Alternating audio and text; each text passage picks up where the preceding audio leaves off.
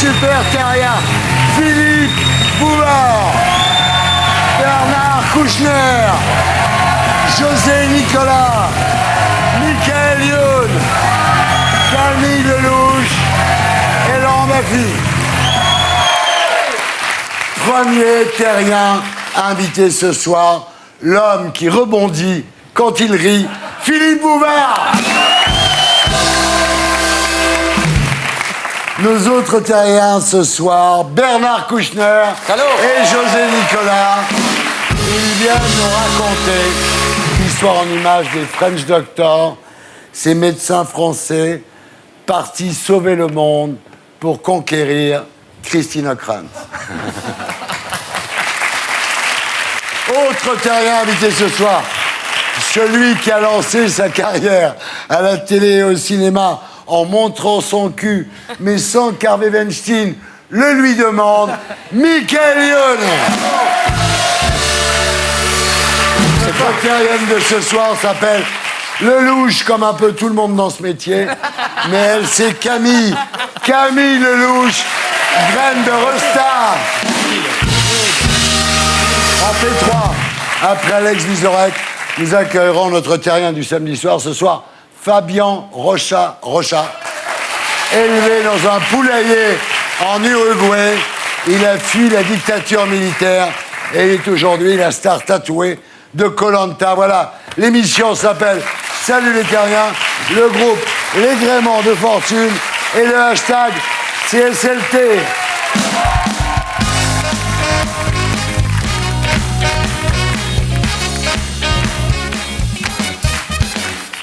Et on passe maintenant à notre grand invité d'honneur de la semaine. C'est vous. Je crois que c'est vous, Philippe.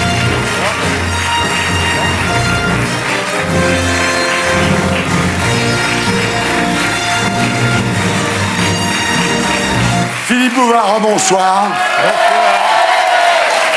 Vous êtes ici ce soir, Philippe, pour votre nouveau livre, publié chez Flammarion, intitulé « Eh oui, je suis encore là et je vous emmerde ».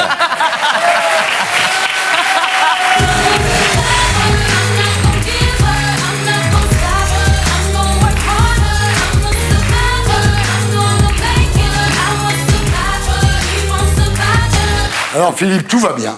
Vous avez 87 ans et franchement, vous ne les faites pas. Vous faites... Le temps que votre présentation soit terminée, j'en aurai 88. Ah. Donc vous allez très bien, vous êtes très en forme. Finalement, vous auriez pu faire les grosses têtes 3 ans de plus. Oui, d'ailleurs, c'est ce que le président de RTL a bien voulu me dire. Mais bon, il fallait penser à la relève de toute façon. Et voilà. C'était quand même mieux avec vous qu'avec l'autre PD, hein. Surtout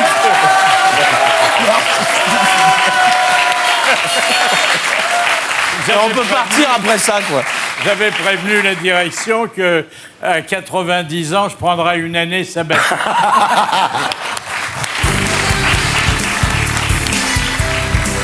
Des copains.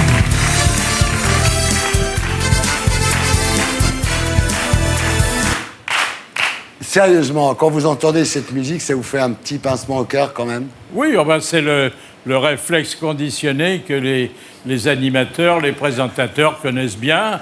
Il y a 3 ou 4 notes et puis on est un autre homme pendant une demi-heure ou 1 heure. Ça dépend du budget de la station. Je l'adore! Est-ce que vous avez écouté ce que fait Ruquier? Non, je pense qu'il est lui-même trop occupé pour se préoccuper de ce que je fais et ça conditionne l'estime que nous nous portons l'un à l'autre. Alors, en fait, ce qu'il faut savoir, c'est que Laurent Ruquier et Philippe Bouvard ne se sont pas parlé pendant 2 ans et ils se sont réconciliés, en fait. Sur l'oreiller. Ils se sont serrés la main à la conférence de presse d'RTL en septembre 2016. Alors, il y a 2 hypothèses. Soit vous êtes devenu philosophe, soit vous avez oublié que vous avez présenté les grosses têtes. Non, mais enfin, ça s'est bien passé. Je veux dire, j'ai recompté mes doigts, il y avait le nombre. Hein. Alors, vous avez déclaré « Je ne souhaite pas que Laurent Ruquier se plante aux grosses têtes, mais s'il y avait un coup de Trafalgar, je suis pas loin. On sait où me trouver. » Vous savez, il faut savoir tourner les pages, mais quand il y a eu beaucoup de pages, c'est long et c'est pas commode. Bravo. Ici la voix. Oui. Thierry, ayez le courage de dire à Philippe Bouvard que vous-même, vous êtes régulièrement aux grosses têtes. Oui, ça m'arrive d'y aller, je suis très flatté d'aller aux grosses têtes. Mais c'était mieux avant. C'était mieux avant. Maintenant, on va regarder un moment très émouvant. C'est la dernière des grosses têtes de Philippe Bouvard.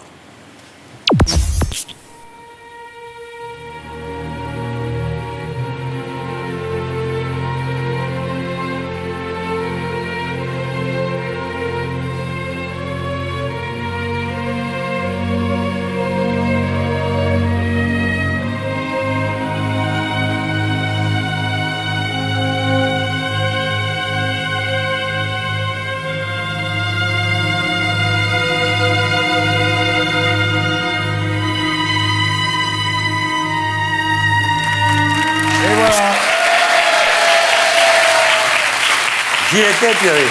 Tu étais... Tout le monde pleurait. Ben oui, mais c'est normal. Alors, vous savez qu'en plus, non seulement vous êtes parti, mais en plus, RTL va déménager et ils ont enlevé la Vassarelli, là. Ils ont sacrifié leur façade et la mienne n'est pas en très bon état. Mais vous savez, Philippe, je vais vous dire une chose. Il n'y a pas que Laurent Ruquier que vous avez inspiré. Moi aussi, quand j'étais adolescent, je regardais samedi soir à la télévision et on ne peut pas dire que ça ne m'ait pas inspiré aussi. On regarde. Merci. Tiens, il y a toujours un tas de questions qu'on peut se poser à votre sujet. Est-ce que, par exemple, il vous arrive parfois de regretter de ne pas avoir fait davantage d'études? Oui, c'est vrai, je À quel le regrette. moment Toute jeune, j'ai regretté de ne pas avoir à l'école, d'avoir pas appris suffisamment de choses. Et j'aimerais pouvoir être comme vous, jongler avec les mots comme vous le faites. Est-ce que vous considérez que on ne peut pas réussir seul quand on est une femme dans le métier que vous faites? En ce qui me concerne, oui, je pense que c'est un métier très difficile et je ne peux pas le faire seul. Il faut être protégé, Pour moi, oui. comme à Pigalle. Mais enfin, ça, c'est honnête, bien sûr. Elle n'a pas compris. Je voudrais faire un bond honorable parce que je me suis beaucoup moqué de Mireille. Et d'abord, c'est toujours une merveilleuse chanteuse. Elle a une voix à nul autre pareille. Mais surtout, j'ai découvert que c'était une femme exceptionnelle. Parce que je me suis moqué d'elle pendant, par galanterie, je dirais une quarantaine d'années. Et un jour, je reçois une lettre de l'Élysée disant « Vous êtes invité à la remise de la Légion d'honneur à mademoiselle Mireille Mathieu. » Alors je dis « Bon, elle convie toute la presse, j'en fais partie, c'est gentil à elle, mais j'y vais par curiosité. » Et j'étais le seul journaliste avec la famille. Vous aviez fait un coup à Mireille Mathieu à la radio, c'est-à-dire que Johnny Stark, qui était le manager de Mireille Mathieu, avait demandé à Philippe de préparer. Philippe a donné les questions et Mireille avait préparé les réponses. Sauf que Philippe a commencé à la deuxième question et c'était épouvantable parce qu'elle répondait dans l'ordre, mais à partir de la deuxième question. Il y a eu un petit décalage, hein. Alors, moi aussi, comme Laurent Ruquier, j'ai voulu vous enterrer. Malheureusement, ça n'a pas marché. On regarde. Essayez pour voir, voilà. Ouais, attendez. Ouais. C'est pas très grand. Non, hein, on aurait peut-être dû faire Oui. un peu moins haut, mais un peu plus large. Moi, je crois que vous avez À mon un avis, peu... on a fait une connerie, là. Ouais. Ouais. Oui, mais bien, c'est vrai, vous avez raison. Le velours rose vous va très très bien avec vos yeux. Oui, mais vous avez un peu lésiné et du coup, je me sens pas très à l'aise. Ouais. Hein. Et voilà.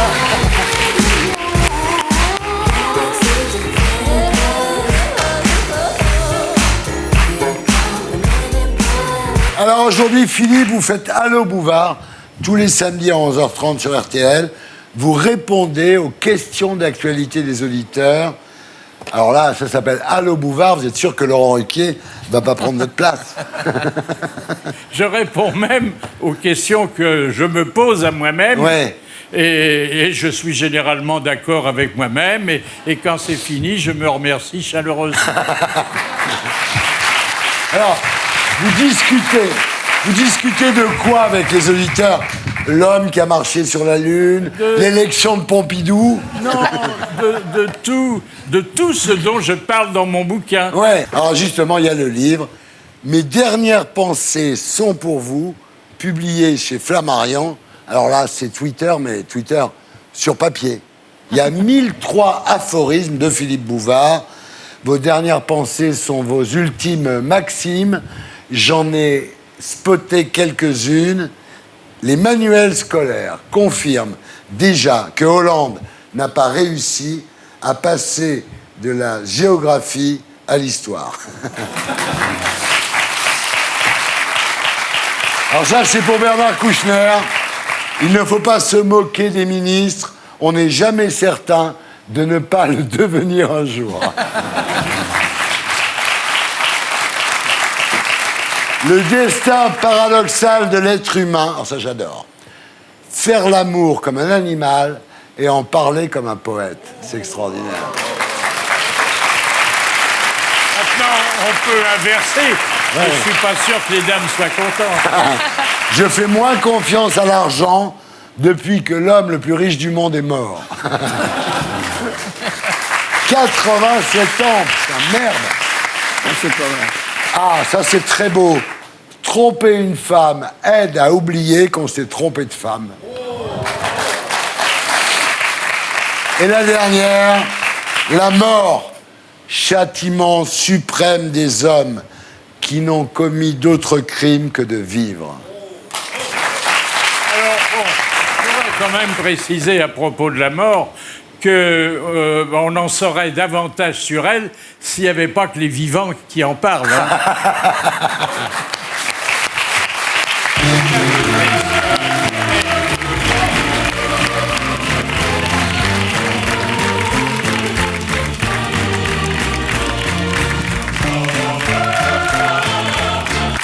Alors Philippe, vous n'avez révélé que très tard être juif. Sérieux? Vous êtes juif, Philippe? Ma mère l'était, mon père était catholique, j'ai été adopté par le second mari de ma mère qui était juif. Je suis déçu. Mais j'ai été baptisé à l'âge de 23 ans pour épouser une femme catholique. J'espère que vous m'avez suivi, là. Hein. Oui. J'ai très bien suivi, mais il y a une chose qui m'étonne beaucoup, c'est que quand vous avez épousé Colette, vous ne lui avez pas dit que vous étiez juif. Oh, Elle l'a vu. écoutez, elle l'aurait vu si je l'avais été. Vous êtes sûr que vous êtes juif? Vous n'avez pas juste une mère très chiante, quoi. Non, mais bon, tout ça est loin, mais ça m'a laissé le souvenir d'une enfance traquée, douloureuse, qui fait que je suis aujourd'hui un peu moins européen que d'autres. Oui, en fait, c'est le fait d'avoir dû vous cacher pendant la guerre et être victime de privations qui vous a laissé cette peur de manquer Oui. et votre boulimie de travail, en fait. Oui, il y a de ça. Ouais, Il y a de ça. C'est la seule chose que je dois à l'occupation. Hein. oui. Il n'était pas dur à cacher. Hein.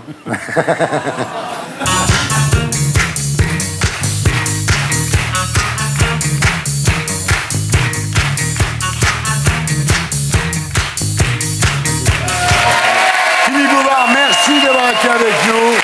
Mes dernières pensées sont pour vous, publiées chez Flammarion. Comme vous l'avez vu, il n'a pas perdu la main, le Philippe. Et maintenant, on passe à notre invité politique de la semaine.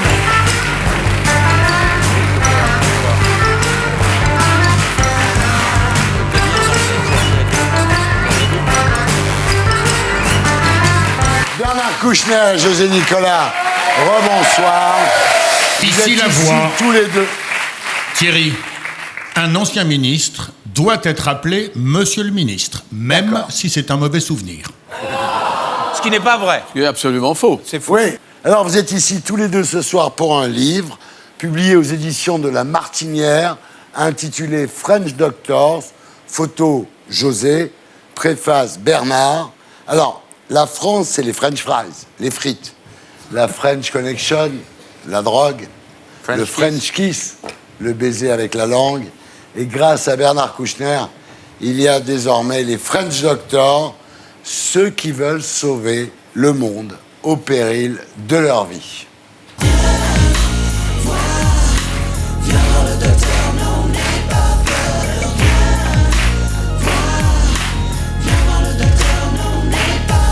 Il n'y a pas un gynéco sans frontières. Ça n'existe pas. Ça n'existe plus, tu veux dire. On pourrait dire en fait grand médecin de guerre, un peu comme Anne Niva, qui est grand reporter de guerre. Ici la voix. Thierry, Oui. vous êtes prié de rappeler qu'Anne Niva est aussi la femme de Jean-Jacques Bourdin. Merci. Vous êtes cassé les couilles. José, est-ce que je peux vous appeler grand photographe de guerre? Oui. Non, je ne suis pas un grand photographe de guerre. Je suis Merde. photographe tout court. Ah ouais. Alors, les French Doctors sont nés il y a 50 ans, lors de la guerre du Biafra. Le Biafra, pour les plus jeunes d'entre vous, c'est une province du Nigeria qui a fait sécession. Il y a une guerre épouvantable, 2 millions de morts, beaucoup d'enfants. La Croix-Rouge était interdite au Nigeria, ce qui implique la création donc, de Médecins sans frontières, puis de Médecins du monde. 14 médecins se sont dit à ce moment-là qu'il était plus utile de sauver des enfants de la famine au Biafra que de soigner des gastros à Paris. Non, ils ont fait les deux. C'est l'époque où la France envoyait des médecins dans le monde. Aujourd'hui, c'est plutôt des sacs Vuitton. Sac Vuitton contenant le matériel, quoi.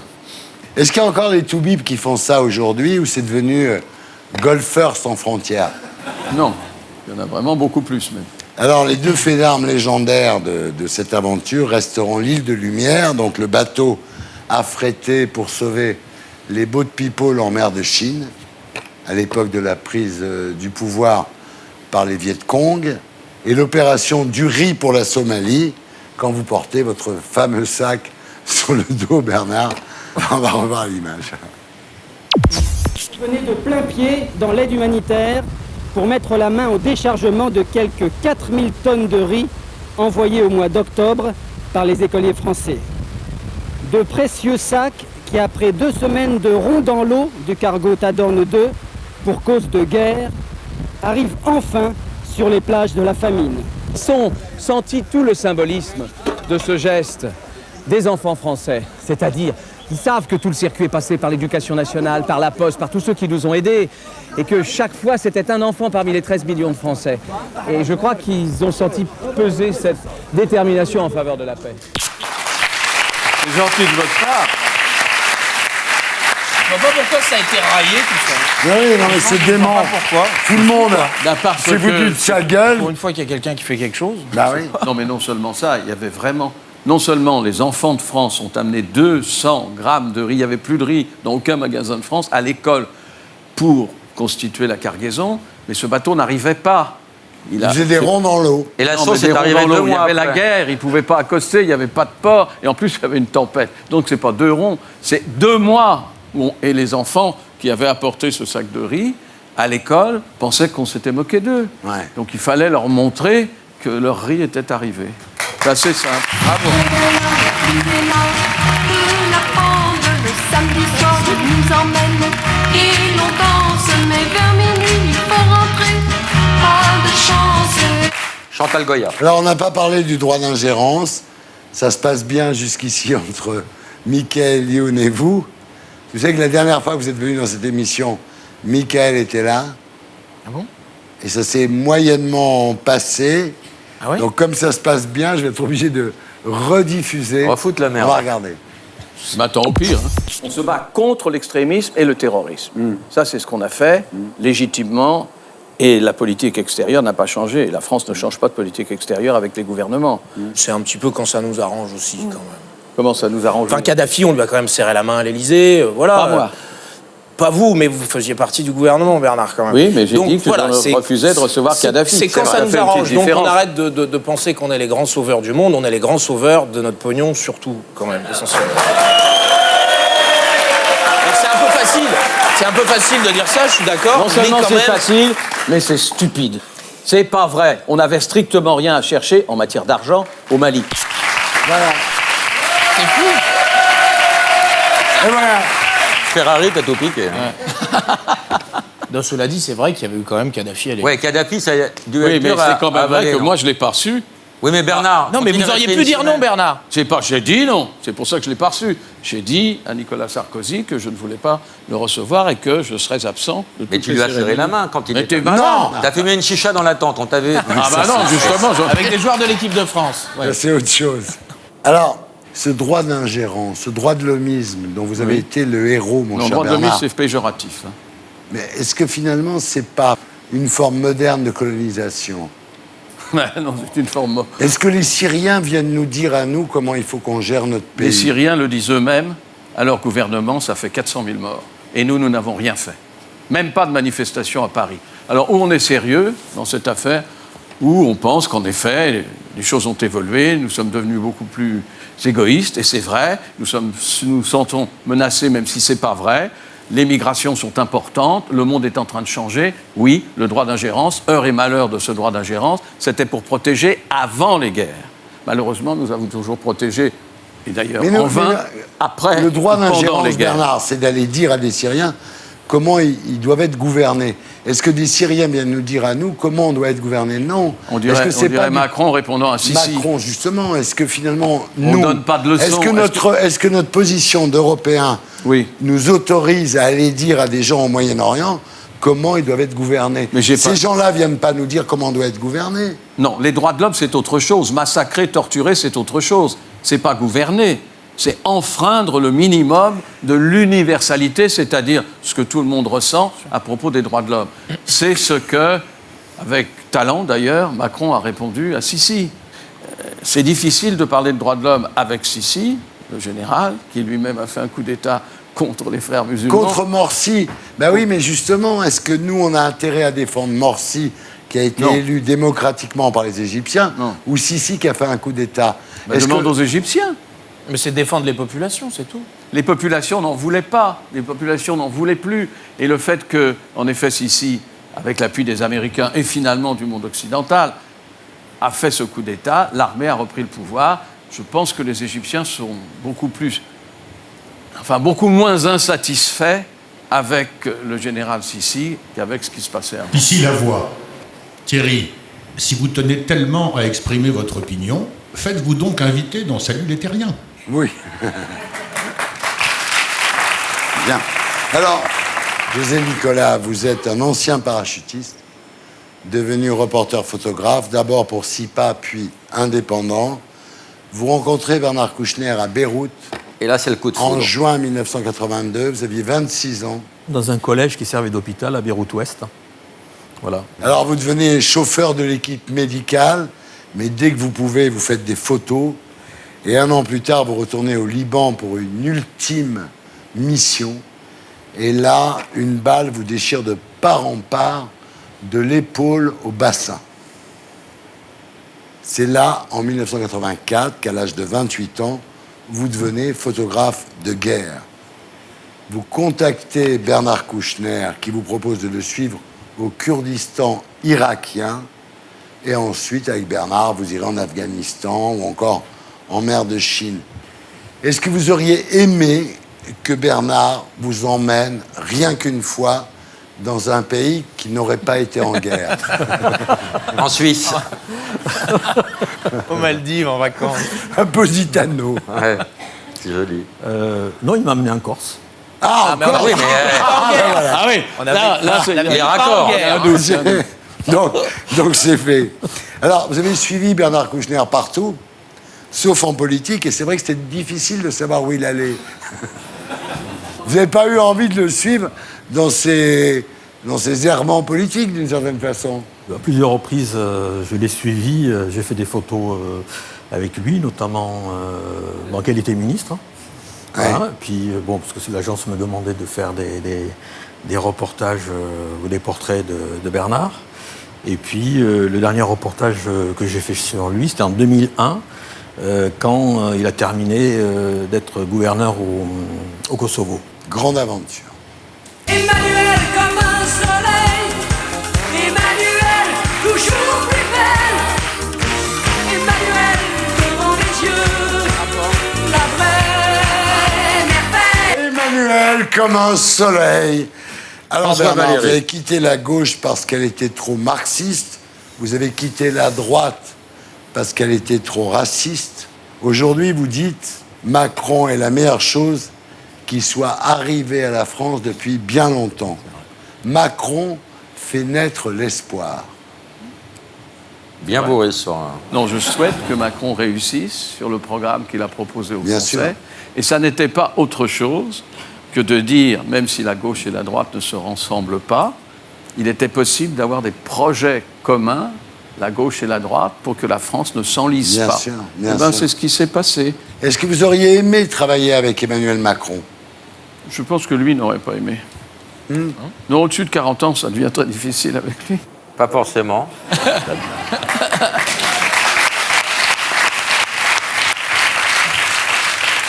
Vous auriez bien aimé être coordinateur des réfugiés. Oui, ça oui, parce que je trouve que notre pays s'est conduit de façon lamentable avec les réfugiés qui étaient sur nos plages, en Méditerranée. Et je pense que ça restera très longtemps comme une tâche, comme on dit sur le pays, que l'on dit des droits de l'homme. Vous avez fait savoir, en fait, que vous auriez bien aimé travailler avec Macron, mais le ministre de l'Agriculture a tweeté « On n'a plus ton numéro ». C'est vexant. C'est pas vexant, c'est dommage. Ouais. Le mec s'appelle Stéphane Travers, au cas où. Tu le saurais Travers pas. de porc.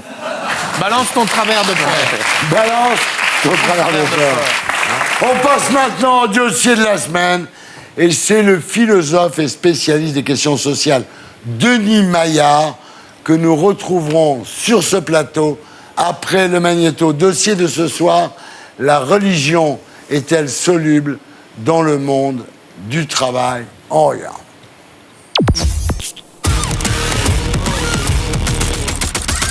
Notre invité a écrit un bouquin super intéressant dont le titre n'est pas très vendeur. Quand la religion s'invite dans l'entreprise. Ça fait penser à un guide de management pour DRH moderne. En fait, le livre devrait plutôt s'intituler « Quand l'islam s'invite en France ». Parce que c'est de ça dont il s'agit. Je pense que vous avez tous remarqué, je suis musulman. Ouais, je sais, ça casse l'ambiance. D'abord, le livre souligne la progression de l'islam dans notre pays. En 1970, il y avait 160 mosquées, aujourd'hui, il y en a plus de 3000. Ceux qu'on appelait les travailleurs immigrés se sont installés et leurs enfants sont devenus français, sauf qu'ils sont restés musulmans.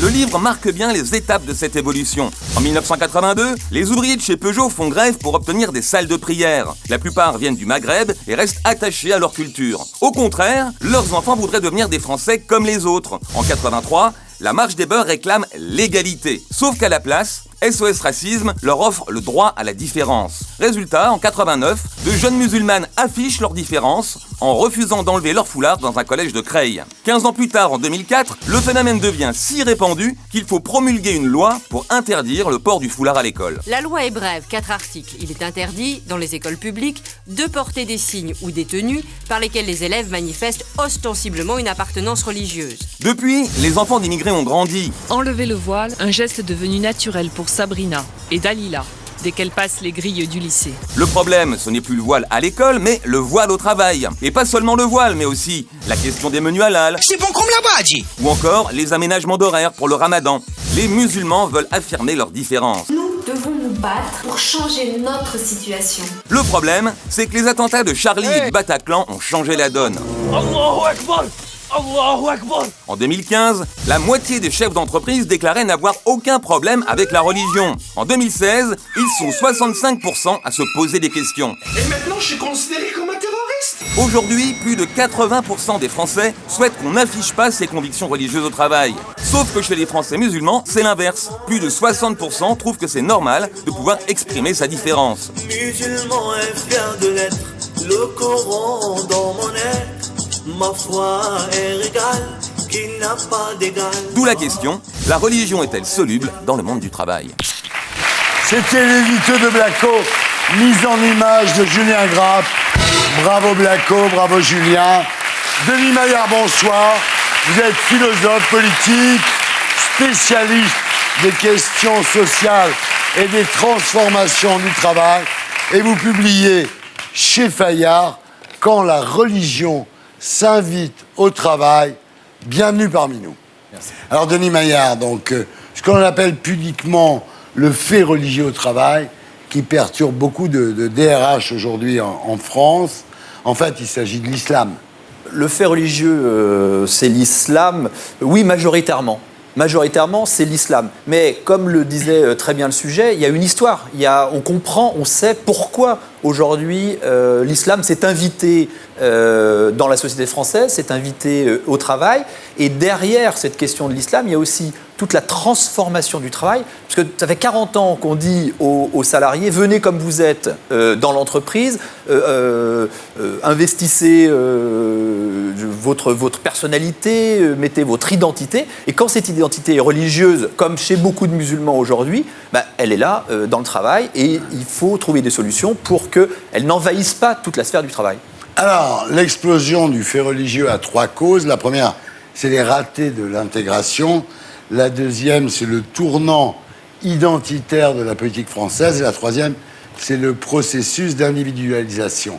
Je crois qu'on assiste à une revendication de tous les individus qui demandent à être reconnus comme tels, dans leur identité. Il se trouve qu'une partie des musulmans demande, comme n'importe quel autre salarié, à se voir reconnus pour ce qu'ils sont. Alors, la question qui se pose derrière, c'est la religion, alors qu'elle soit musulmane ou autre, mais en tout cas, là, on parle de la religion musulmane, comment est-ce qu'on fait avec quand on est DRH, quand on est patron? Bernard? Vous avez dit les musulmans, mais pas seulement. Mais quelle autre religion exige quoi que ce soit sur le travail? Les bouddhistes? Les catholiques? Les protestants? Personne. En dehors des musulmans qui, sur la prière en particulier... Et effectivement... Il y a le Shabbat, quand même, à un moment. C'est quand même le travail qui doit... Je ne sais pas s'il doit l'emporter, parce qu'on ne les empêche pas de croire à un Dieu particulier ou à une religion particulière. Là, vous dites la même chose que moi, c'est le travail qui doit l'emporter. Oui. Qu'est-ce qu'il s'agit de faire? Il ne s'agit pas de parler de la religion. La religion, finalement, ce n'est pas le sujet. Le sujet, c'est le travail. Trop simple.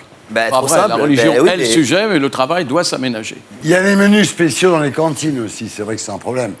Alors, balance ton porc. La question n'est pas tellement sur les menus de cantine, elle est plus sur est-ce que j'accepte de faire les tâches qui me sont assignées par mon travail. Par exemple, ce manutentionnaire qui refuse de décharger des caisses d'alcool parce qu'il dit « ma religion m'interdit de toucher de l'alcool ». Ce qui est extraordinaire dans cette histoire, c'est que le manutentionnaire, il dit « est-ce que j'ai le droit de transporter de l'alcool ?» Et le patron amène un imam qui dit « non, non, on pouvait tout à fait transporter de l'alcool ». Et le mec revient avec un deuxième imam qui dit c'est interdit. Mais le patron, il n'était peut-être pas obligé de lui faire transporter de l'alcool, sachant qu'il était musulman. On n'est peut-être pas obligé non plus de mettre les deux pieds dans le plat. Si tu vends de l'alcool, qu'est-ce qui se passe? Il y a une sorte de battle d'imams dans la cour de l'entreprise. Et ça, franchement, il ne faut pas arriver sur ce genre de choses. Si on a un conseil, alors je ne sais pas s'il y a des chefs d'entreprise, des DRH qui nous écoutent, mais s'il y a un conseil à donner, c'est pas de théologie. C'est-à-dire que le type, sa religion lui demande de boire, de ne pas boire, de transporter, c'est pas le problème du chef d'entreprise. C'est pas le problème. La question, c'est comment est-ce qu'on fait son travail, ce qui a marqué sur son contrat de travail. Et si à un moment, c'est pas possible, il faut dire qu'on ne peut plus travailler ensemble. Donc voilà. Et c'est ça, c'est toujours la même chose. C'est est-ce que mon identité, elle est négociable ou est-ce qu'elle n'est pas négociable? Si elle n'est pas négociable, il n'y a plus de travail en commun. Il y a aussi le mec à qui on propose une réunion le vendredi et qui dit « moi, je suis désolé, le vendredi, je suis à la mosquée. Alors ça, c'est un exemple assez intéressant. Une réunion se déroule avec le DRH et ils s'engueulent. C'est une réunion de représentants du personnel et ils s'engueulent, et ils s'engueulent, et ils s'engueulent. Et le DRH voit bien qu'à un moment, il faut calme un peu les choses et on dit on prend une date et on va reprendre une autre réunion plus tard. Et le DRH dit le vendredi suivant. Et le mec se lève et dit mais non, vendredi, vous savez, c'est pas possible. Parce que vendredi, on va à la mosquée. Et donc, il y a un moment, on se dit qu'il est plus facile finalement de s'entendre sur la religion dans certains endroits que de s'entendre sur les conditions de travail. Ouais. Et ça, c'est pour moi problématique. Il y a aussi, vous donnez l'exemple d'une aide sociale à domicile qui refuse d'acheter du jambon pour une vieille dame. Elle lui dit, écoutez, moi je veux bien aller faire vos courses, je suis payé pour ça, mais ne me demandez pas d'acheter du jambon. C'est quand même extraordinaire, ça. Alors les sociologues parlent de fixité identitaire. Le mot n'est pas très joli, mais il y a quelque chose de rigide dans l'identité, et notamment chez un certain nombre de croyants une volonté de faire toujours le partage entre ce qui est pur et ce qui est impur. Et quand vous êtes en permanence en train de faire ça, avec une grande angoisse qui est de dire, est-ce que là je suis en train d'être en contradiction ou dans une forme de péché par rapport à ma religion? D'abord, c'est extrêmement épuisant, et deux, vous ne pouvez plus travailler avec les autres. Le voile, par exemple, n'est pas interdit dans les sociétés privées. Par exemple, chez Ikea, on peut avoir un voile, et quand une fille dit « mon voile fait partie de moi, comme la couleur de ma peau », qu'est-ce que vous voulez faire? Tu ne peux pas lui donner du travail dans n'importe où. Là, dans l'administration, il faut qu'on voit le visage. Alors, c'est la quadrature. Mais le voile, chez Ikea, c'est comme ça, c'est pas comme ça. Ouais. Oui, juste les cheveux qui sont cachés. Là, attendez, il faut remettre un peu les choses. Il y a des enseignes, alors Ikea en fait partie, H&M en fait partie, où le règlement intérieur dit qu'on peut exprimer sa religion, mais il faut que, on ne perturbe pas le service, qu'on ne peut pas. Qu'il n'y ait pas un problème. Et que ce soit aux couleurs de la marque. Chez Ikea, ils sont soit jaunes, soit bleu vert. Il dit tiens. Et qu'effectivement, on ne dissimule pas le visage. Donc, mais ça, dans l'entreprise privée, on peut effectivement exprimer sa religion. Ben si, le droit du travail permet d'exprimer. Parce que le droit du travail ne se posait pas ces questions-là avant. Oui, alors justement, ce qu'a introduit la loi El Khomri, la fameuse loi de travail qui a fait beaucoup couler d'encre et de lacrymogène, c'est qu'on peut rédiger un règlement intérieur qui neutralise. Mais ce n'est pas au nom de la laïcité, par exemple. Ce n'est pas au nom des options philosophiques du chef d'entreprise. C'est au nom du fait qu'éventuellement, par exemple, on voudrait donner une image de marque vis-à-vis des clients de neutralité. Surtout, Bernard, il faut que de chaque côté, on puisse aménager, et le travail, et pardon, la croyance, enfin, dans ce cas-là, de manifestement hostile au reste des croyants qui ne sont pas de la même religion. Mais si on n'arrive pas de chaque côté, et c'est mon souhait, bien entendu, à ce que ça s'arrange, à un moment donné, la confrontation sera difficile, ce que prévoit un certain nombre de penseurs, philosophes, de témoins de la société. Ouais. À un moment donné, et c'est ça qu'il faudrait éviter, nous n'arriverons plus à vivre ensemble. Ça vous rend pessimiste? Oui. Mais enfin, comme ma religion, si j'ose dire, car je n'en ai pas, était plutôt de me montrer optimiste que jour, mais je trouve que les tensions à travers le monde, c'est pas une vraie... On voit bien l'optimisme, là. Oui, se renforce. José? Je suis pour une laïcité totale. Bien sûr. Camille? Non, moi, écoutez, moi j'ai grandi en banlieue avec toutes les religions possibles. À Vitry? À Vitry-sur-Seine, tout à fait. Dans le 94. Avec toutes les religions possibles et avec des jeunes filles voilées, non voilées, etc. Moi, je suis dans la tolérance et dans l'ouverture d'esprit. Et donc, je pense rester là-dessus et c'est tout pour moi. Si tout le monde fait des efforts, on devrait y arriver. Denis Maillard, merci d'avoir été avec nous. Voilà, c'était la P1 de SLT. On se retrouve après la pub. À tout de suite.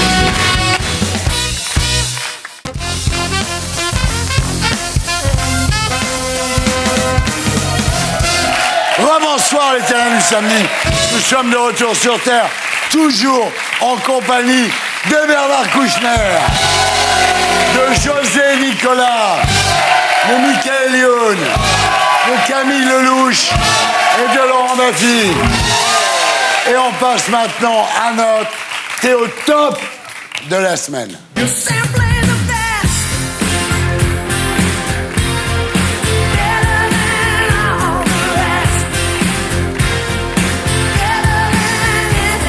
Michael Youn, rebonsoir.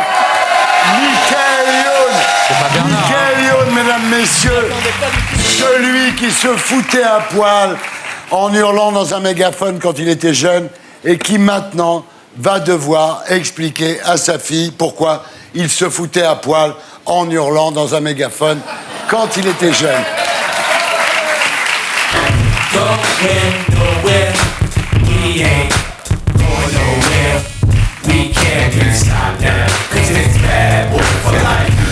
Aujourd'hui, Michael, vous vous êtes assagi. Vous êtes ici ce soir pour un film sérieux. Est-ce qu'on peut dire que c'est le film de la maturité, comme on dit quand on n'a absolument aucune question à poser? Non, j'en avais fait d'autres avant, des films sérieux, mais malheureusement, les gens n'étaient pas vraiment venus les voir. Voilà, celui-là, je pense que ça va changer. Ça s'appelle Carbone. C'est réalisé par Olivier Marchal avec vous, avec Benoît Magimel, Gérard Depardieu, Dany, Laura Smet, Ilir Chander et Gringe. Le pitch, c'est l'histoire de Benoît Magimel qui se retrouve au poste parce qu'on l'a arrêté en sens interdit avec un dealer dans sa voiture. Non, c'est pas tout Non, à ça fait c'est le Parisien, c'est le Parisien. Ça c'est pas. Le vrai pitch. Benoît Magimel est obligé de déposer le bilan de sa société. Il est désavoué par sa femme et son beau-père, Depardieu en parrain de la Yiddish Connection, et Magimel décide, avec l'aide de son comptable, vous, de monter une fraude à la taxe carbone pour se refaire. Mais le grand banditisme va s'intéresser aux tonnes de pognon qu'il ramasse, et ça va mal finir. C'est tiré évidemment d'une histoire vraie. D'une histoire vraie. C'est passé en 2007-2008 en France, avec une petite bande de jeunes qui, a priori, n'étaient pas spécialement des escrocs, qui ont détourné 1,8 milliard à l'Union européenne en un an à 10. Voilà. Il y en a 4 qui sont morts quand même. Ouais.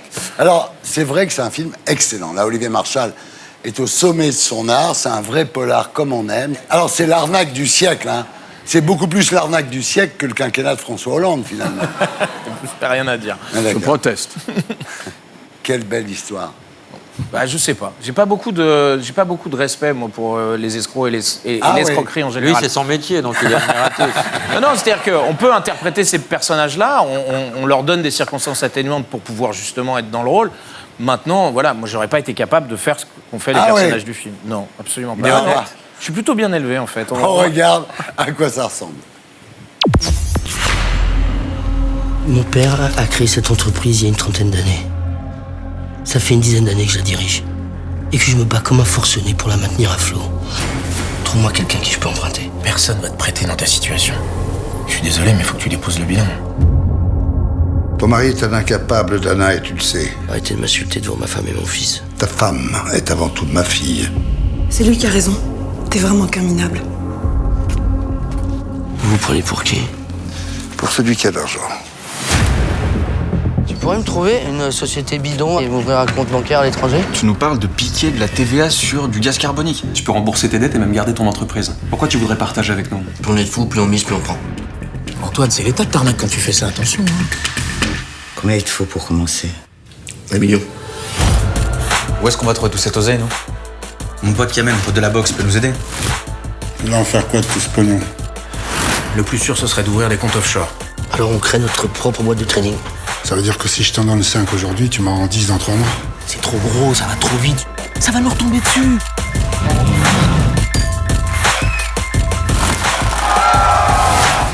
T'as pas intérêt à rater ton coup, mon pote. La dernière fois que je t'ai vu, c'était pour me dire que t'étais criblé de dettes. 3 mois après, tu reviens avec les poches pleines d'argent. Une voiture qui vaut plus cher que ma maison. T'es un mec bien, Antoine. T'es le premier mec bien que je rencontre dans ma vie. Une des erreurs de ma vie aurait été d'avoir totalement sous-estimé ce petit con. Voilà Carbone. Carbone d'Olivier Marchal, avec Benoît Magimel, Michael Youn, Gérard Depardieu, Dany, Ilir Chander et Gringe. Alors, Magimel, c'est vrai que son état, physique, finalement, est très utile au film, non? C'est vrai que pendant le tournage, Benoît n'était pas super bien. Après, sans dire que Olivier a utilisé cet état, mais c'est vrai que cet état sert au film et donc sert aussi à Benoît, à sa performance. Absolument. Mais voilà, il se bat, Benoît, il va y arriver, il va mieux déjà. Et voilà, il essaye de s'en sortir, mais c'est pas pour rien que la drogue, ça s'appelle la drogue, quoi. C'est parce que c'est difficile. Ouais, je sais très bien ce que c'est, malheureusement, c'est terrible. Et tout ce qu'on peut dire aux gens, c'est de ne pas en prendre. Voilà. C'est con à dire, mais... Il est très bien dans le film. Il est bien habillé, hein. Dès qu'il est habillé, il est très bien. Bernard, c'est le sac de riz, ce sera toute sa vie, et moi, c'est ses fesses. Toi, ça sera le mégaphone avec le cul à l'air. Vous en saviez quelque chose. Et moi, chose. c'est sucer, c'est tromper. Voilà. On a chacun nos trucs. Notre étiquette qu'on s'est soi-même collée. Voilà, qu'est-ce que tu veux qu'on fasse? C'est comme ça. Vous êtes convaincant, comptable? Oui, non, mais j'avais fait des études de commerce dans ma bien jeunesse. Sûr, J'ai fait une sup de co, je suis master en management. Master en management. Ouais, c'est vrai, non, mais j'ai un MBA, je t'emmerde. Il y a mon pilote de moto, le type qui me charrie. Jessie. Bah, on l'adore, on l'embrasse au Jessie passage. qui joue dans le film et qui est absolument extraordinaire. C'est le talent de Marshall, c'est de reconnaître autour de lui, dans sa vie, ou que ce soit au milieu des collègues, il va tout de suite choper la gueule qui va l'intéresser pour son prochain film. Alors, vous pouvez tout jouer maintenant. Vous allez jouer d'ailleurs une réincarnation de Jésus. Ouais. Donc Christophe, là on voit les photos, là voilà. Alors, c'est peut-être une réincarnation, on n'a Oui, pas la réponse on dans le sait film, pas, parce qu'on on ne peut sait pas pas. devenir blasphématoire, évidemment, parce qu'il s'avérerait que Jésus se serait réincarné dans un connard. Voilà. Donc, en tous les cas, si cette fois vous êtes crucifié par la critique, ça sera un hommage. Alors, il était temps que vous reveniez en force. Hein. je suis d'accord avec vous, mais vous savez, les médias m'ont pas manqué. Hein. Ouais. Non, vous êtes au courant, là, regardez quand même, c'est terrible ça. Les 11 commandements W9, mais que devient Michael Youn? Alors ça, c'est terrible. C'était quand, ça? 25 juillet 2017 à 15h07, Wow.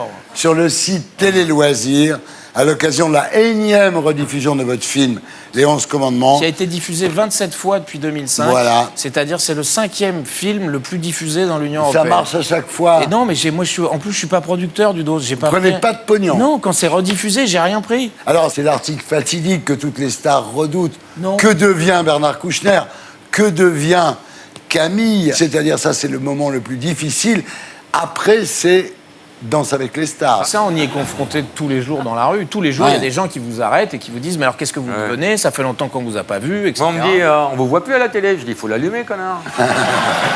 Moi, je dis que je suis au chômage. Et les gens me disent « Non, c'est dommage. » Ouais, mais ça va. Mais tout va super bien. Non, franchement. Mais oui, mais si, ça va très très bien. On sent bien que ça va pas, tu te forces. Puis j'imagine que votre fille vous aide à relativiser. Ah ben c'est parce qu'elle me prend beaucoup de temps. Bah oui. Et c'est vrai que ça, c'est devenu le plus beau métier de ma vie. Ouais, d'être c'est papa. Bah ouais, excusez-moi d'être un peu fleur Non, non, mais t'as raison, non, mais bien sûr. on Il a n'a pas tous vu des- sa gamine depuis 2 ans, le mythe. Non, laisse tomber. C'est pas vrai. Il passe sa vie à tweeter des photos avec elle. Elle a 6 ans, hein, je précise. Est-ce qu'elle vous a pardonné de l'avoir appelée Seven? Bah elle adore son prénom puisqu'elle est la seule à le porter. Tu m'étonnes. Marqué, ça aurait pu être Star Wars. S'il s'agissait de prendre un titre de film que vous aimez. Non, c'était pas un titre de film, c'est parce qu'il y a 7 lettres dans Je t'aime. Eh, voilà, je sais. Il y a 7 lettres dans Je t'aime. Et j'allais pas l'appeler 7 ou 7. Seven, c'était plus cool. Vous avez l'air bien ensemble avec votre fille. Là. Ma fille m'a demandé, c'est quoi les impôts, papa? J'ai mangé la moitié de son pain au lait, elle a compris.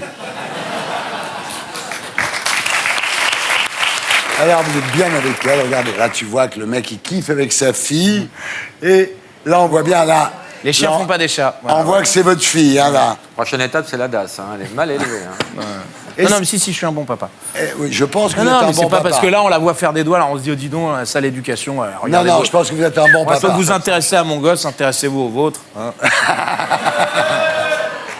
Est-ce qu'à votre fille, vous lui chantez vos chansons pour l'endormir? Malheureusement, oui. Ah, elle a beaucoup de chance. Non, elle adore ça. Seulement quand elle est punie. Non, elle adore ça. Elle se met même à les chanter elle-même. Et je m'aperçois effectivement que mes chansons dites stupides marchent bien sur les enfants. Hein. Musique.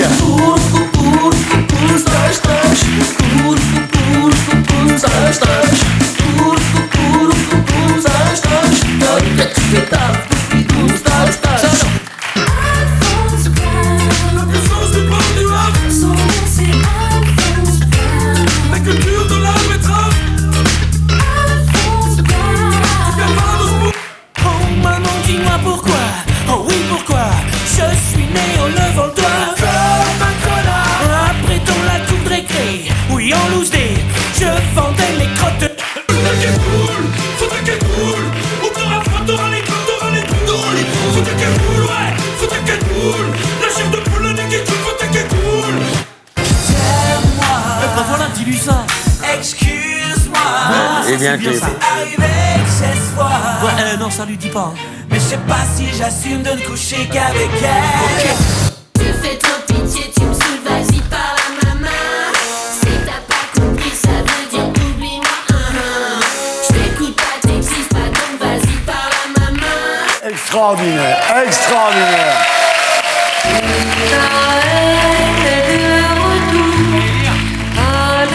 Rick Azaray. Michael est de retour et je l'aime toujours. Et voilà.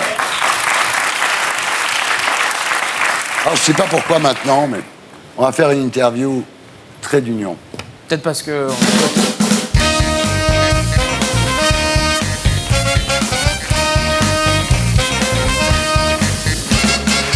Ah, c'est que des mots et des traits d'union. Est-ce que vous êtes fut-fut? Non, je suis plutôt concon. Ouais. Un peu pupute, un peu fufute, un peu concon. Elle va être sympa, cette interview, je pense. Va voir ton kiki. C'est une interview abrutie. Voilà. Est-ce que vous êtes tire-larme? Vous me connaissez, je suis plus tire-fesse que tire-larme. Oui. Vous êtes bling-bling? Fais un plan sur les chaussures. Ah ouais. Un Les plan sur chaussures, s'il vous plaît. Waouh! La chemise. La chemise. Ouais, les bling-bling. Vous êtes franc-tireur? Ah oui, il est franc, bah oui, il est ça, franc. C'est sûr que quand je tire franchement. Ouais. Ouais. Merci. Est-ce que vous êtes lèche-cul? Oui, avec plaisir, ça dépend lequel, quand c'est demandé gentiment, quand c'est le vôtre, avec grand plaisir. Vous êtes faire-valoir? Pareil, ça dépend avec qui, quand c'est faire valoir de Magimel dans un film de Marshall, avec grand plaisir. Ouais, bonne réponse. Bonne réponse. Est-ce que vous êtes tire-bouchon? Ah oui, sans modération. Il est ça, tire-bouchon. Alors, Il ça, est surtout, tire-bouchon. surtout avec Marshall et Depardieu Ah et ouais, Magimel sur le même plateau. Vous êtes moule-bite? Pas Bon, tellement. Un petit peu, je suis plus en ce moment, je suis plus moule frite que moule bite, mais... Ouais. Vous êtes arrière-pensée? Si tu savais ce que je pense de ton interview de merde.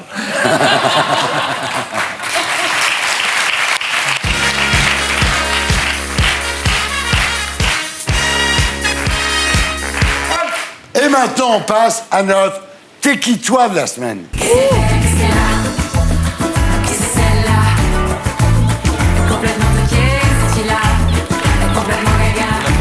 Camille Lelouch, bonsoir. Donc vous êtes notre T'es qui toi de la semaine. Alors si on vous demande T'es qui toi, vous répondez chanteuse. On vous a écouté interpréter Papa Outé de Stromae dans The Voice, où vous êtes allé en demi-finale, ce qui n'est pas rien quand même. Vous êtes actrice. On vous a admiré montant les marches de Cannes avec Léa Seydoux et Tahar Rahim pour Grand Central de Rebecca Zlotowski. Vous êtes chroniqueuse, on vous voit tous les mardis dans Quotidien, l'émission de Yann Barthès, présentée Face Cam, qui est la parodie d'une célébrité. Vous êtes showwoman, on vous applaudit tous les dimanches et les lundis à 20h sur la scène de la Gaîté Montparnasse. C'est beaucoup de choses. Donc quand on vous dit « T'es qui toi ?», vous avez de quoi répondre, ça mérite un triomphe.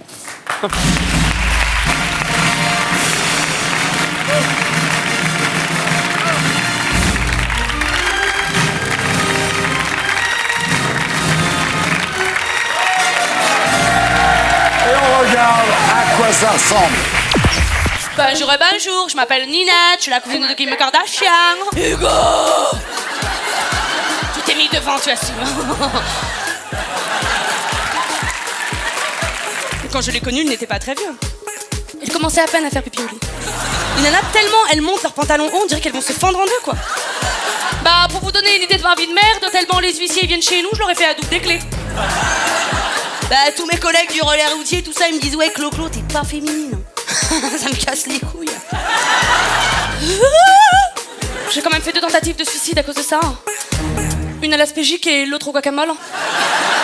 Ouais. Voilà Camille Lelouch, donc, vous incarnez des tas de personnages féminins. La cagole, par exemple, c'est qui cette cagole là? En fait, c'est la cousine de Kim Kardashian. Je la connais. Non. Mais elle vient de Marseille. Bon, elle est adorable. Moi, je l'aime. C'est grâce à elle que je suis devant toi, en fait. La bobo? Ben, la bobo, tu sais, elle est toujours... Elle a fait beaucoup de choses, mais on n'a jamais vu quoi. La racaille? Ouais, la racaille, c'est une racaille, mais elle est gentille. Elle parle toujours comme ça. Elle parle comme ça, on sait pas. J'adore. Ce qui est extraordinaire, c'est qu'entre les sketchs, vous chantez, vous jouez du piano, vous jouez de la guitare. Oui. Vous êtes super doué, en fait. Je sais pas, j'ai travaillé beaucoup, en tout cas. Ouais. Tous les personnages ont un point commun, en tous les cas, c'est la solitude. Oui, tout à fait. Ce sont des femmes qui viennent de milieux différents, qui peuvent avoir de l'argent ou pas, et qui sont à chaque fois très seules. Et je trouve qu'on n'en parle pas assez, ces femmes-là. Et c'est des femmes que j'ai beaucoup observées dans ma vie de tous les jours. Mais c'est vrai que la femme a des facilités à rester seule et à pas le dire. Ouais. Vous connaissez La solitudine de Laura Pausini? Oui, bien sûr. Questo silenzio dentro me è l'inquietudine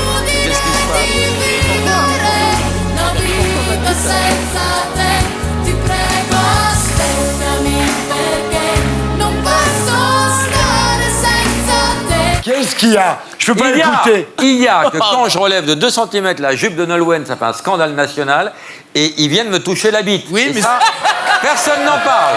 Mais alors, c'est 2 poids, 2 mesures. La différence, c'est est-ce que tu avais soulevé la jupe de Nolwenn sur du Laura Pausini? Non, c'est vrai. Ah bah voilà. J'habite. Alors, Promet Aznavour, j'habite seul avec maman, tu l'as pas. Alors, il y a un moment que j'adore dans le spectacle, c'est quand vous dénoncez le camel toe. Alors, c'est des femmes qui ont des pattes de chameau. Voilà. Qui ont l'espèce de trucs dégueulasses comme ça. Les nanas, elles remontent leur pantalon tellement haut, comme je dis, on dirait qu'elles vont se fendre en deux, quoi. Ouais, c'est ça. On voit ça fait 2 mamelles, on quoi. voit la raie de chaque côté. C'est dégueulasse. Ça, vous êtes la première à le dénoncer. Ouais. Et je trouve que vous avez raison. Bah ouais, c'est esthétiquement, c'est pas beau, quoi. Ah non, c'est pas beau On est du tout. d'accord. Pour les mecs, c'est un peu... Ah ouais, voilà. Dénonce ton chameau. Ouais, c'est comme les mecs qui ont les moules bites. Oui. Toi, tu l'as plus, tu l'avais avant. Pourquoi tu me regardes? J'ai jamais eu le moule bite. Ah, Je n'ai pas les moyens d'avoir un moule bite. Non, il y a des mecs qui mettent du coton. Laurent. Alors, Laurent, à une époque, plus maintenant. Je n'ai pas de coton, j'ai juste une canette de coca. Alors, tous ces personnages, vous les avez rencontrés en fait pendant que vous faisiez de la restauration, parce que vous avez fait de la restauration pendant 10 ans. Ensuite, vous avez rodé ces personnages sur les réseaux sociaux, par exemple la femme de Lénie. Oui, c'est une femme qui vient du Nord, en fait, elle a une vie de merde. Si tu veux, sa vie, c'est-à-dire que son mari est alcoolique, elle se fait battre, elle est pauvre, elle a une vie de merde, quoi. Une vie de merde? Ah oui. On regarde. Avant, mon aîné me disait tout le temps je t'aime, je t'aime, je t'aime. Mais bon, c'était pas non plus quelque chose de sincère, je pense. Parce que quand on aime, on ne compte pas. Et lui, il faisait que ça compter. Bon, que jusqu'à 10 parce qu'il savait pas compter plus loin, mais quand même, il comptait bien. 1, lave-moi mes choses. 2, repasse-moi mes vêtements. 3, fais-moi à manger. 4, taille-moi la haie. 5, mets-moi mes pantoufles. 6, fais-moi un massage. 7, frotte-moi le dos. 8, range-moi tout vite. 9, on fait l'amour, t'as pas le choix. 10, si tu fais pas ça, je te claque. Pour tout ça, il était beau, hein. Et moi, j'en ai marre. Du coup, j'ai fait une bêtise. Mon aîné, il a un meilleur ami qui s'appelle José. Ah, José, il est gentil, José. Il fait le sourire, José me fait le sourire, il me fait les papouilles, il me fait tout. Du coup, j'ai fait la chouille avec José. Et... Bravo! Vous avez commencé le piano à l'âge de 4 ans. Et c'est en vous accompagnant au chant que vous avez réalisé, en fait, que c'était ça que vous vouliez faire, quoi. De l'entertainment. Mon premier amour, c'est vraiment la musique et la chanson. Ouais. Et tout le reste est venu un peu naturellement. Et parce qu'on me disait, putain, t'es vraiment con. À chaque fois, les gens venaient même, par exemple, quand je servais les gens regardaient avant si j'étais dans le restaurant pour pouvoir rire toute la soirée. Alors, ce qui est dingue, c'est qu'à l'époque, vous étiez fan de François Feldman. Maintenant que deviennent, valse deviennent, dis-moi qu'est-ce que t'as fait pendant ces années. Si les mots sont les mêmes, moi si tu m'aimes. Vous connaissez Joue pas avec Johnny Jamison? Joue pas ça comme ça, c'est ça? Tu sais jamais jusqu'où ça ira. Ouais. De jouer avec moi. Tu sais jamais. En fait, je suis fan aussi. Oui, moi aussi. On est fan de François Feldman. Et ouais. Vous voulez chanter un truc là? Je sais pas. Ce que vous voulez. Ouais, vas-y, allez. Il y a des musiciens, faut que j'aille avec les musiciens. Non, ouais, papa ou t'es, vas-y. C'est pas prévu du tout, moi, j'ai rien. Vas-y, laissez-la chanter, extraordinaire. Ah non, laissez-la chanter. Ok. Je démarre. Dites-moi d'où il vient, enfin je saurai où je vais. Maman dit que lorsqu'on cherche bien, on finit toujours par trouver. Elle dit qu'il n'est jamais très loin, qu'il part très souvent travailler. Maman dit travailler c'est bien, bien mieux qu'être mal accompagné. Pas vrai? Où est ton papa? Dis-moi où est ton papa? Sans même devoir lui parler, il sait ce qui ne va pas. Hey, un sacré papa, ouais. Dis-moi où es-tu caché? Ça doit faire au moins 1000 fois que j'ai compté mes doigts. Hey, où t'es, papa, où t'es? Où t'es, papa, où t'es? Où t'es, papa, où t'es? Où t'es, où t'es? Merci, gars. Merci. Merci. Tu reviens? Allez. Bravo.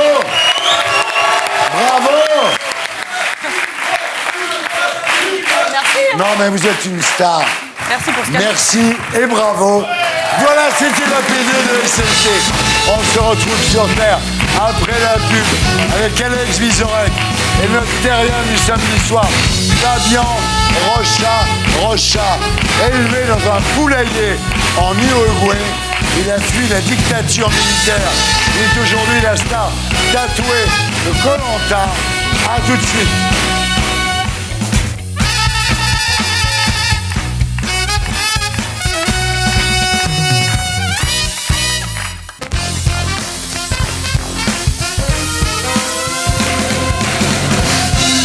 Bonsoir les terriens du samedi.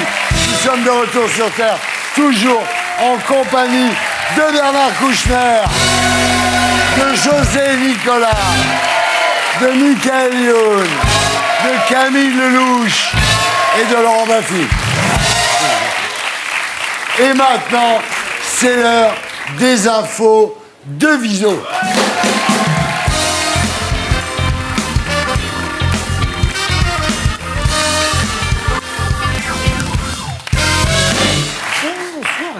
Bonsoir. Comment ça ça dans le va? bon sens. Bonsoir Thierry. On attaque tout de suite. Politique française. Et commençons par ce sondage sorti dans le JDD, ce que donnerait la présidentielle aujourd'hui. Alors Mélenchon diminue un peu, Marine Le Pen monte un peu, Fillon chute, mais le plus improbable est ici.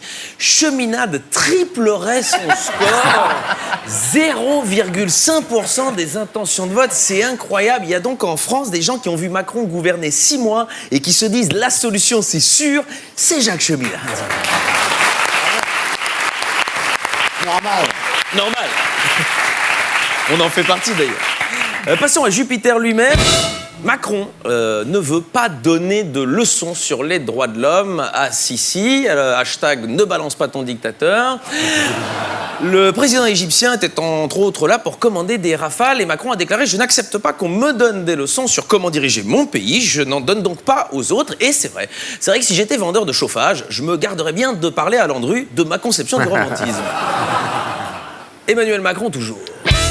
Son nouveau chien, Nemo, a uriné en pleine réunion sur une cheminée de l'Élysée. Oui, là. Il a vu son maître pisser sur le code du travail, ça l'a inspiré.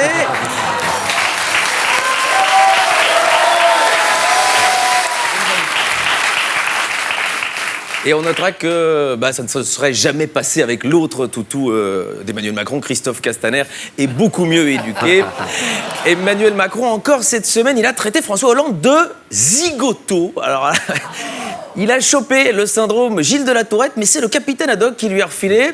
Si ça continue, il va finir par le traiter de loustique, de zigomard ou pire encore, de vilain bougre. Passons à droite. Oh, c'était la droite, c'est limité. La droite, c'est limité. La droite molle. Passons à droite. Voilà, plus chic. Oui, d'abord, droite forte.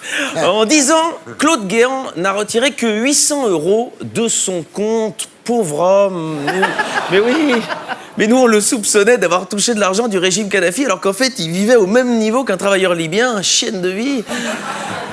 Droite toujours. Au sein de LR, l'exclusion, notamment de Darmanin et d'Édouard Philippe. Alors, l'ancien ministre Brice Hortefeux a déclaré des gens qui trahissent sans se chercher un alibi, ils méritent qu'on les foute dehors. Alors, bien sûr, en tant que proche de Sarkozy, c'est pas tant la trahison en elle-même qui lui a posé le problème, mais que ces gens n'essaient même pas de trouver un alibi foireux, c'est choquant. On salue Paul Bismuth. Les Républicains, où l'élection du président de parti approche, et on a appris cette semaine que chaque candidat au poste se verrait doté de 20 000 €. Alors, ça paraît peu, mais 20 000 €, c'est énorme. Claude Guéant pourrait vivre pendant 2800 ans.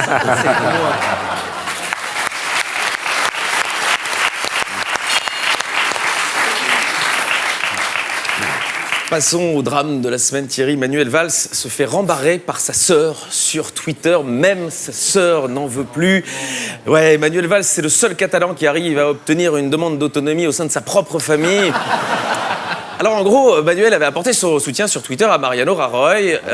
On va voir le tweet, voilà, il faut soutenir la réponse de l'État démocratique. Et 1 heure plus tard, sa sœur Giovanna Valls a répondu en catalan, je vous le traduis, pour l'amour de Dieu, pour grand-père Maggi, ce n'est pas démocratique. Depuis quand a-t-on vu un truc aussi brutal que de réprimer les libertés? Mais oui, depuis quand?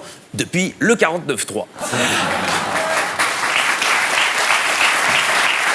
À gauche. Selon Capital, Anne Hidalgo aurait bénéficié d'un emploi fictif au ministère du Travail entre 2001 et 2003. À quoi je sers, Thierry? Je ne dois même plus faire les vannes. Bénéficier d'un emploi fictif au ministère du Travail, c'est vraiment très drôle. Il n'y a rien à ajouter. Je pense que même Thomas Sisley aurait pu la trouver tout seul, celle-là.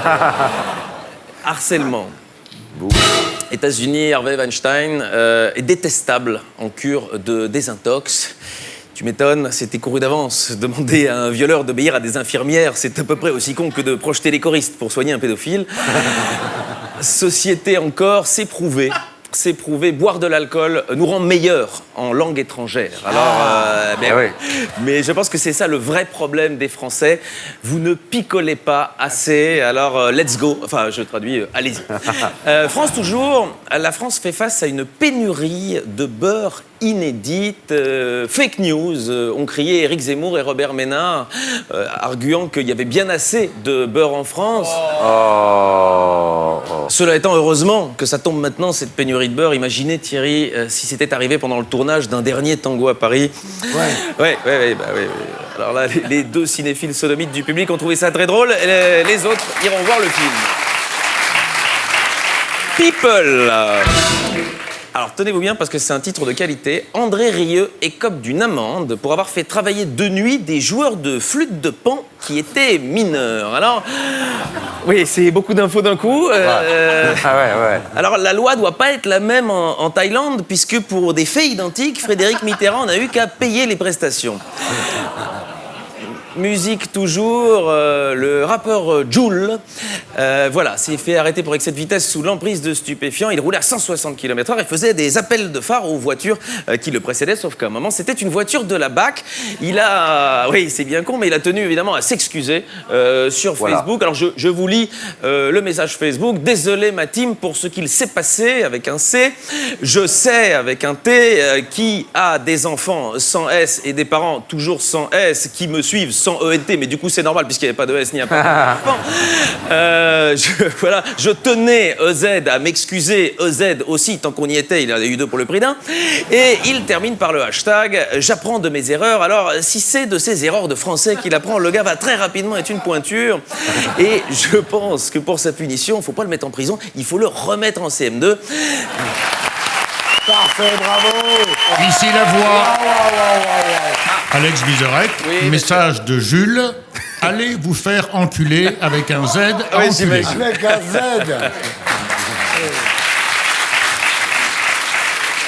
Je salue Jules parce que autant la BAC l'a chopé, autant l'inverse pour l'instant n'est pas encore vrai. Les brèves. Une femme sur deux augmente le chauffage en cachette. L'autre femme ne sait pas comment fonctionne le thermostat.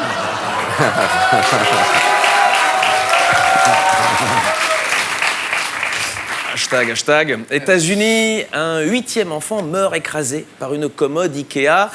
Alors apparemment ce serait ce modèle, le modèle avortement tardive.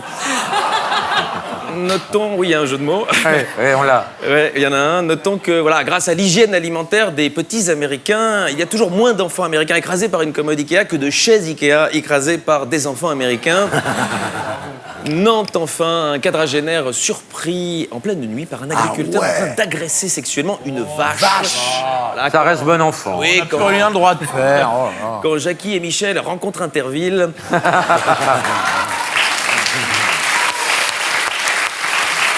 Et enfin, culture. Oh là là. J'adore ce moment en fin de chronique. Je présente chaque fois un artiste d'art contemporain, d'art moderne. Et cette semaine, je vais déroger un petit peu car, je suis allé à la FIAC, Thierry. Et je pense que c'était intéressant de vous faire un petit compte-rendu. La Foire internationale d'art contemporain à Paris, le week-end dernier. La FIAC, c'est un petit peu comme la politique d'Emmanuel Macron. On ne comprend pas toujours les intentions, mais au final, il n'y a que les riches qui peuvent se la permettre. Et que peut-on voir à la FIAC cette année? Alors bon, déjà, il y avait des blaireaux, notamment celui-ci. Donc si vous voulez mettre Elisabeth Lévy dans votre salon, eh bien c'est possible. Autre image, un livre avec des couteaux plantés dedans. Hein. Clairement, nous sommes en présence de l'autobiographie de Nabila. Ici, on a une très belle œuvre en sobriété, œuvre que l'artiste a rebaptisée Assemblée Générale au siège du Modem. Et enfin, un brin de pop art, une jolie blonde avec un moineau au niveau de la cervelle, un portrait très réussi de Marion Maréchal Le Pen. Quand même. Évidemment, celui-ci, j'ai beaucoup aimé. Alors, on imagine assez bien la réponse qu'a donnée l'homme en bleu quand l'homme en jaune lui a demandé « Dites donc, tu l'as rangé où, mon briquet ?» Et l'homme en rouge qui dit « Dépêchez-vous, j'allumerai bien ma clope. » Alors, une autre installation qui m'a bien plu, elle s'intitule Sans titre. Alors, c'est vrai que l'artiste avait déjà mis toute sa créativité dans l'œuvre elle-même, une œuvre vendue entre 70 000 et 90 000 euros, et il se dit que Oscar Pistorius aurait déjà fait une belle offre pour cette œuvre.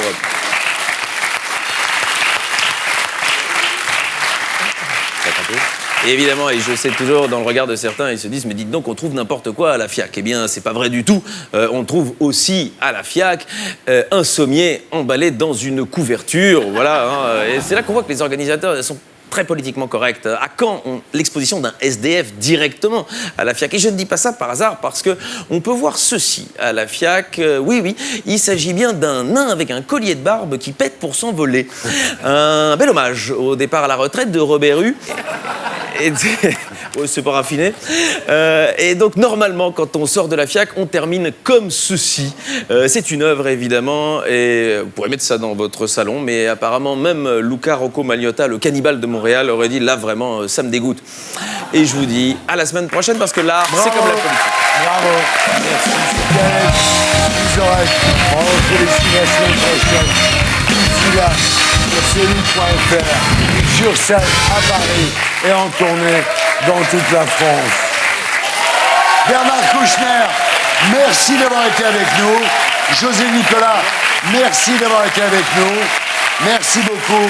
Et on passe maintenant à notre terrien du samedi soir.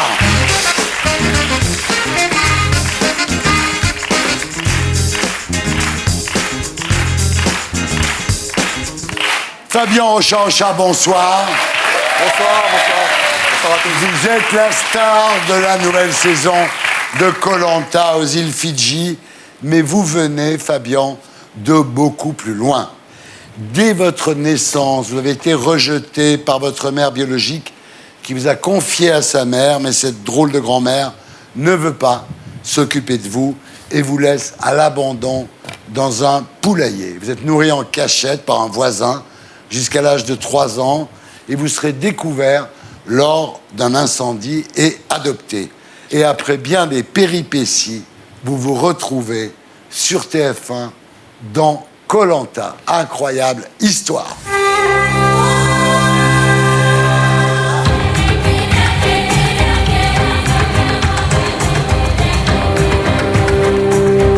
Alors, Fabien Rocha, vous êtes né le 19 août 1969 à Castillos, en Uruguay. Votre mère biologique, à ce moment-là, a déjà accouché 7 fois. Elle n'a pas les moyens de s'occuper de vous. Elle décide de vous confier à sa mère, donc votre grand-mère. Mais cette dernière ne veut pas d'un enfant à charge. Elle vous installe au fond de son jardin, dans un poulailler. C'était ça où vous tuez, en fait. Et je pense que c'est ça. C'est peut-être la peur de me tuer. Ouais. Alors, compte tenu de l'implantation du village, en fait, il y avait des murs qui séparaient les maisons des terres, qui séparaient les clapiers, des poulaillers. Finalement, il était très facile de vous laisser mourir à l'abri des regards, d'autant plus que c'était la dictature militaire à l'époque en Uruguay et que les gens évitaient de s'intéresser aux histoires de leurs voisins. C'est ça, c'est entièrement ça, c'est la peur. Mais vos gémissements dans le poulailler, sans doute dus à la faim et au froid, mettent la puce à l'oreille d'un voisin qui décide de s'occuper de vous sans rien dire à personne. Il vous couvre, il vous nourrit, il vous aime. En fait, il fait le maximum pour vous maintenir en vie, ce type-là. Ouais, ça c'est incroyable. Cette situation va quand même durer 2 ans. Hein. Mm-hmm. Vous êtes un petit enfant sauvage à l'époque, comme on a eu en Europe des exemples, l'enfant loup qui était élevé comme ça. Vous êtes livré à vous-même, quoi. C'est ça. Il faut imaginer qu'un enfant, s'il n'est pas motivé, il se lève pas. Ouais. Il parle pas. Il ne parle pas. On se crée dans le regard de l'autre. Ouais. Quand il n'y a pas de regard en face, on ne se crée pas. Il n'y a rien. C'est ça. Ouais, c'est vrai. Alors, vous avez 3 ans quand un incendie se déclare dans le poulailler et les pompiers découvrent à ce moment-là un gosse qui ne parle pas et qui est incapable de marcher. Ils ne savent pas quoi faire de vous. Ils me prennent, bien sûr, voilà, on va sauver une vie quand même, les pompiers, et je vais au poste de police. Et puis là, on ne sait pas quoi en faire. Il ne parle pas, il ne sert à rien. Donc, on décide de m'euthanasier. Et là, il y a un notable du village qui décide de vous adopter et de vous confier à sa fille. Il s'appelle Osmarino. Un mec qui a assez de pognon quand même. Hein. Il fait travailler quand même 300 personnes. Il est assez riche.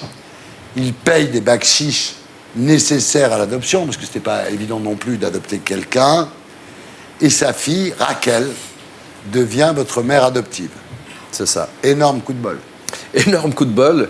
Ici la voix. Oui. Thierry, dès que vous aurez fini de raconter ce conte de fées, est-ce que vous pourrez raconter la véritable vie de Fabian, s'il vous plaît? C'est la véritable vie de Fabian. C'est ça qui est incroyable. Ensuite, Osmarino vous fait passer la douane pour aller à Sao Paulo, au Brésil. C'était pas évident, parce que passer la douane avec un môme qui sait pas parler, qui sait pas marcher, qui a pas de papier... Et qui fait cocorico. Voilà. C'est moche. Le seul mot qu'il savait, c'était cocorico. Michael, reste.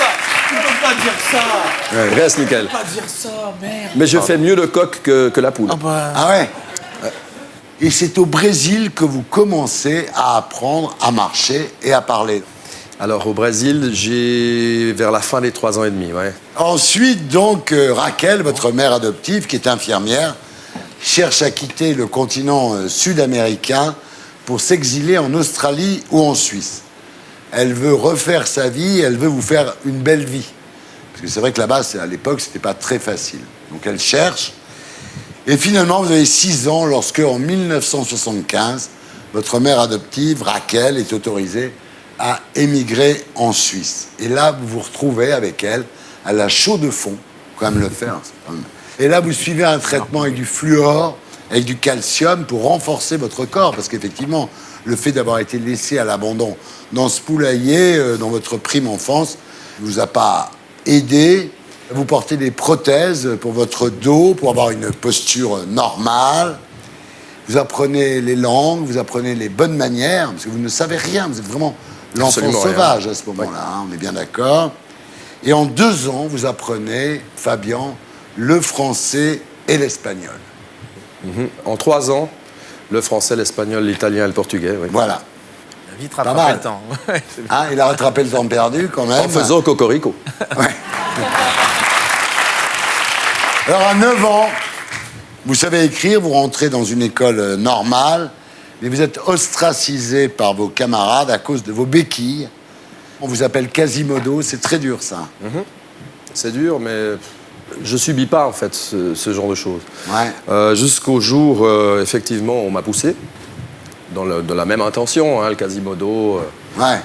On le pousse, il tombe, il se relève, il fracasse. Ah ouais. Ah ouais. Il faudra attendre l'âge de 12 ans pour que vous puissiez vous passer de vos prothèses.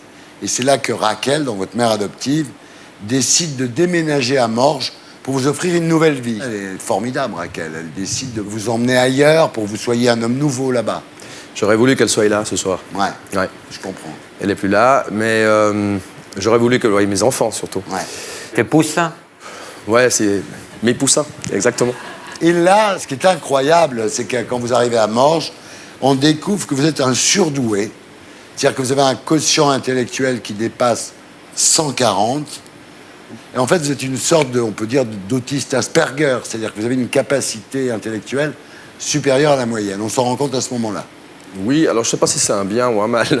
Ah, c'est un bien. Alors, c'est peut-être un bien, effectivement, parce que je me suis reconstruit rapidement, parce que je suis vraiment comme une éponge. Ouais. Tout d'un coup, j'ai fait de la physio, j'ai du fluor, je deviens musclé, je suis intelligent, j'ai la plaque de choc et tout ce qui va avec. Ça, les poules n'ont pas. Et ben, tout d'un coup, je suis confronté à la vie avec les nanas qui me tombent dessus, en disant il est incroyable ce mec, c'est super, mais moi je suis pas prêt à ça. Ouais. C'est comme si on gagne des milliards tout d'un coup à la seconde et puis on n'est pas prêt. Et j'étais pas prêt à ça. Alors, malgré tous ces talents, vous arrêtez vos études, vous mettez au boulot, vous serez maître nageur, couvreur, chauffagiste, électricien. Mais chaque métier, vous l'apprenez très très vite. Et à chaque fois que vous bossez, vous devenez chef d'équipe. Ah bah, je suis la perle d'or pour les entreprises. Ouais. J'apprends tout très rapidement, mais payé au lance-pierre.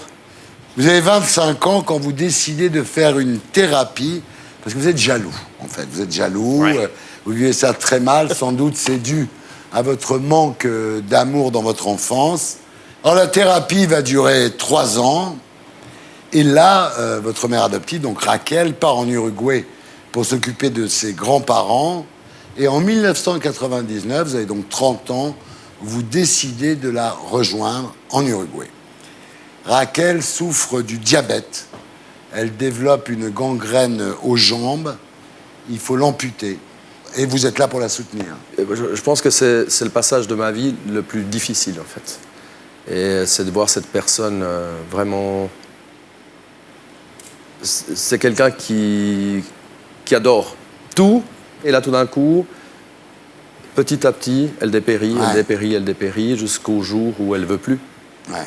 Mais elle n'a pas voulu partir quand j'étais là. Raquel vous apprend que l'une de vos sœurs biologiques, Sandra, travaille pas loin. Elle est, vous dit-elle, caissière dans un supermarché. Vous y allez. Et là, vous voyez votre sœur. C'est vous en femme, quoi. Ah ouais, on a la même tête. Les 4 moustaches. Donc, la même tête. Ouais. Là, bah oui, c'est ma sœur. C'est incroyable. On n'a rien pu se dire tout de suite. Ouais. On était à cette distance-là. Et... Ouais. Jusqu'à qu'il y a tout qu'à démarrer. Ouais. Et là, Sandra vous met en relation avec Laetitia, une autre de vos sœurs, qui est mariée avec le fils du mec qui vous nourrissait en cachette. Non. On va dire que l'Uruguay est petit. Ouais. Et puis, on peut dire ça, juste incroyable. Juste incroyable. Lors de ce voyage, vous refusez de rencontrer votre mère biologique. Pour vous, c'est pas votre mère, en fait. Je la connais pas, cette dame. Ouais. Vous l'avez jamais vue, en fait. Alors, je l'ai vue par les réseaux sociaux. Maintenant, j'ai mes frères qui me partagent sa photo et tout ça. Je leur ai dit, voilà, ça m'intéresse pas. C'est une dame que je peux croiser dans la rue et... Ça vous intéresse pas? Non, vraiment pas. Non, vraiment pas. En 2000, vous êtes en Europe. Quand vous apprenez que Raquel est mourante, vous décidez d'y aller. Malheureusement, vous ne partirez jamais parce qu'elle meurt avant que vous ayez le temps de monter dans l'avion. Je devais partir le matin et elle est décédée pendant la nuit, ouais. Vous l'avez jamais revue? Je l'ai jamais revue. Et puis, je me suis dit, à quoi bon descendre là, à ce moment-là Ouais. Ici la voix. Thierry, lorsque vous aurez terminé ce mélodrame, est-ce que vous pourrez raconter la vraie vie de Fabien? À 35 ans, vous rencontrez Fanny. Vous l'avez rencontrée où, Fanny? Au travail. Ah ouais? Ouais. Là, je fais concierge, homme à tout faire, dans un salon d'exposition où je faisais les nettoyages aussi le soir et tout. Et puis, elle est secrétaire à l'accueil. Et voilà. Mais c'était le coup de foot tout de suite? Ah ouais, tout de suite. Ah ouais? Tout de suite. Quand vous l'avez vue, c'était love at first sight. Ouais. Alors, vous l'épouserez 3 ans plus tard, Fanny. Hein. C'est aussi l'époque où vous faites tatouer le visage. C'est quand même une décision importante. Pourquoi? C'était quoi l'idée? Pour moi, Fanny, c'est ma 3e vie. Ah ouais. Ma 3e et puis ma super vie, en fait. Ouais, pour moi, c'était ce passage-là. Ça représente absolument aucune tribu, aucun gang. On m'a posé des questions. Là, c'est un brouillon, mais tu vas le recopier au propre. Ouais, c'était un passage pour moi. Et c'est un passage obligé. Est-ce que c'est pas une façon de dire, finalement, je suis pas comme vous? Peut-être. J'ai vécu autre chose que vous. Peut-être. Moi, je pense que c'est aussi une porte. Mais cette porte, justement, elle permet de s'ouvrir à moi. Ensuite, toujours à la recherche d'une vie stable et équilibrée, avec Fanny, vous faites 2 enfants, Kyo et Elvis, et vous faites naturaliser suisse. Donc aujourd'hui, on a un Suisse en face de nous, mesdames, messieurs. Vous obtenez votre certificat fédéral d'éducateur. Donc là, maintenant, vous êtes un citoyen suisse, marié, père de famille. Modèle. Vous avez obtenu votre naturalisation le 1er août, jour de la fête nationale suisse. C'est un symbole. C'est un symbole. 1er août. T'es content ou bien? 2012. Je suis content, dis donc. Ah, voilà. Il parle suisse maintenant. suis monstre content. Et puis il y a Koh-Lanta. Alors, votre femme vous inscrit en 2012, vous êtes pas retenu, mais ça marche en 2016. Au deuxième essai. Vous avez gagné, là? Il n'a pas le droit de le dire. Ben, je sais. On va pas spoiler le truc. Hein. Non, mais il est bien, il est bien. Moi, j'ai des infos, il est bien. Ah ouais? Il est bien. Toi, t'es un fan de Koh-Lanta. Ouais, c'est au public, tu regardes ça avec les gosses, c'est plaisant, quoi. Est-ce que Fabien Rocha va gagner Koh-Lanta? Alors, si vous gagnez, vous reviendrez ici. On vous célébrera. C'est déjà une célébration pour moi ce soir. Alors, vous voulez monter une société de team building, hein? C'est-à-dire pour endurcir les gens, en fait. Je veux faire des camps pour monsieur et madame tout le monde. Ouais. Des grands poulaillers pour... Voilà, exactement. Des grands poulaillers, on se court tous après. Fais gaffe parce que des camps pour monsieur et madame tout le monde, ça a déjà existé, ça a bien marché, mais ça a laissé un arrière-goût.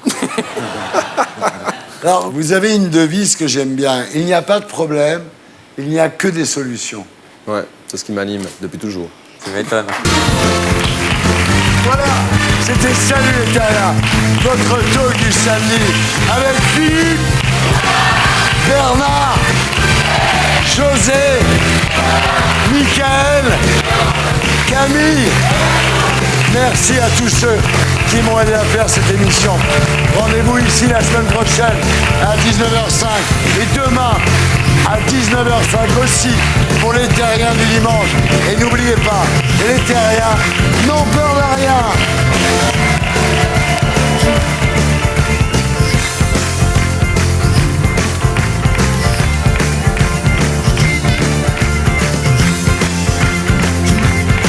Et pour être sûr de ne rien rater de Inarditube, abonnez-vous et mettez un pouce bleu.